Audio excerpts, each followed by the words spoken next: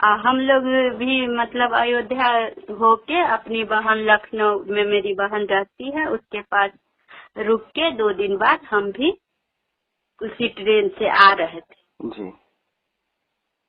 फिर उसमें भीड़ बहुत था ट्रेन में, तो बैठने यार का जगह भी बहुत दिक्कत से हम लोग आ रहे थे जी।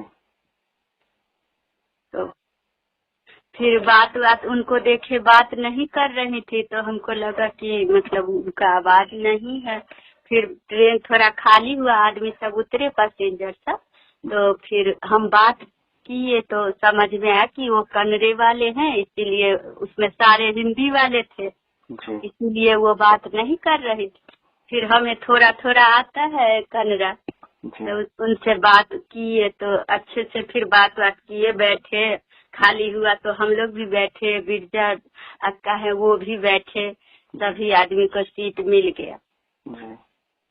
फिर उसके बाद रात में जब सोने का टाइम आया तो बिरजा अक्का को हम लोग सीट दे दिए, वो लेट गए थे और हम नीचे में ही बिछा के बेडशीट बैठे हुए थे और वो आंटी भी बैठी थी नीचे ही।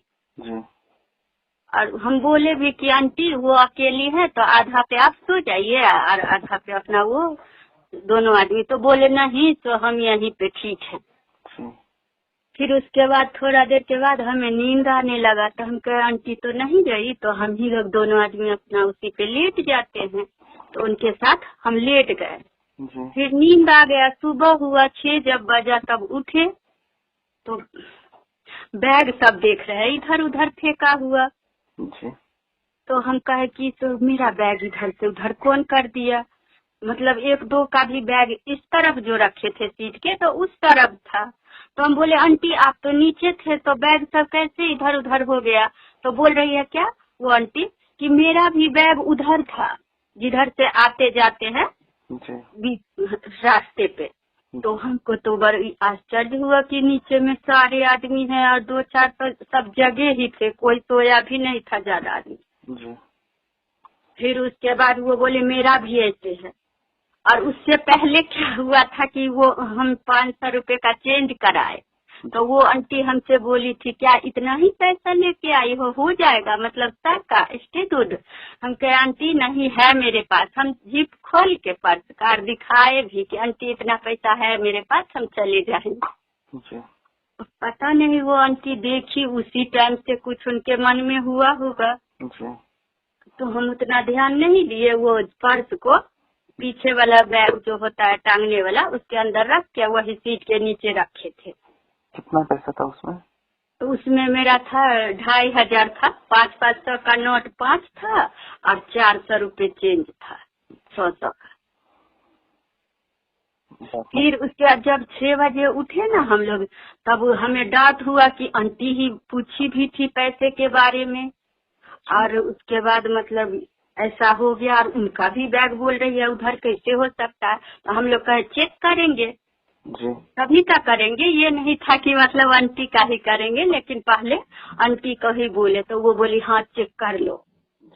और तब एक और भैया थे वो बोले कि देखिए इसमें नहीं है पैसा क्योंकि वो हंस रही है। तो फिर उसके बाद वो जब पूरा चेक किए तो नहीं मिला। फिर हम लोग तो बहुत परेशान हो गए। फिर वो बिरजा का बोले तुम टेंशन मत लो, हम मेरे पास पेंडुल है मैं उससे चेक करती हूँ।